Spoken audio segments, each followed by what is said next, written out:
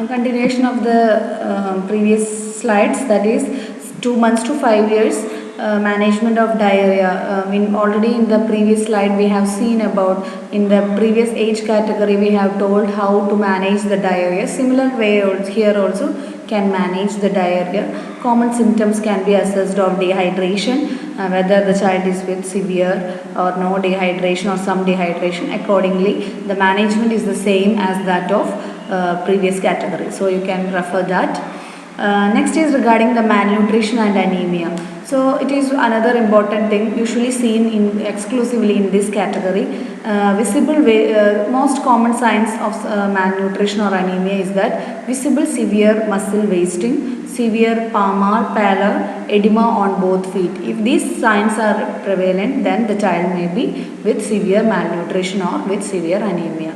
In case the patient has to be taken to the hospital, vitamin A has to be provided, and accordingly based on the signs and symptoms, symptomatic management has to be given and patient has to be in a hospital itself. Hospitalization is compulsory. If the signs are like palmar pallor is there, very low weight for the age, in that case also there we can suspect of anemia or very low weight. In that cases the patient has to be the patient mother has to be counseled. Feeding, if they ask for any feeding problems or any other issues, give iron, provide oral anti-malarial if there is a risk of malaria in that locality. Give mebendazole if the child is 2 years or older, and advise mother to return immediately if their pallor if the pallor persists, and follow-up can be taken in 14 days. If very low weight for the age, follow-up in 10 days by providing all these medications. So in the OPD basis treatment is enough.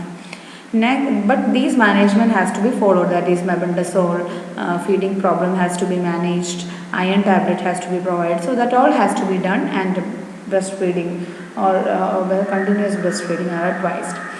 If there is not very low weight for age, no other signs of malnutrition, then it may not be of no anemia and it may not be of any weight issues. Then we can can be at home. The child can be managed at home. Only feeding problem must be assessed, and teach the mother about feeding techniques, and counsel the mother on feeding, and return to the hospital after 5 days. And if there is any signs of anemia or severe malnutrition, those signs has to be taught to them, so that if there is any kind of that things arise, then immediately has to be taken to the hospital. Next one is regarding the immunization, vitamin A and deworming status. So we have learned about the immunization status. So already almost in all the government hospitals or private hospital, immediately after the delivery and mother and baby is discharged, these birth vaccines are being provided at the time itself. Then later on 6 weeks, 10 weeks and 14 weeks vaccines, they have to come to hospitals and have it. So vaccination cards are provided with them, and a reminder is being sent from the government setup or from the private hospital, reminding them to have the vaccinations on time, and that is being provided. You all know these vaccination schedules, right? So keep it by heart, and you have to write this vaccination schedule.